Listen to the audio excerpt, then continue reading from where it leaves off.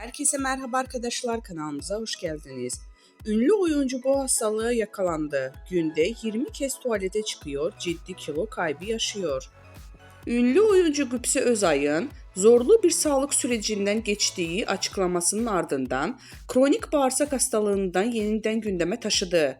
Son zamanlar verdiği kilolardan konuşan Özay'ın kilo kaybının ardından da bu hastalığın mücadele ettiği öğrenildi. Son dönemlerde verdiği kilolarda dikkat çeken oyuncu Gübse Özay'ın ülseratif koloid hastalığıyla mücadele ettiği öğrenildi.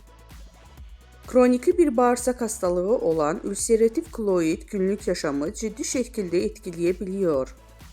Vedat Göral hastalığın belirtileri ve tedavi sürecine ilişkin önemli bilgiler paylaştı.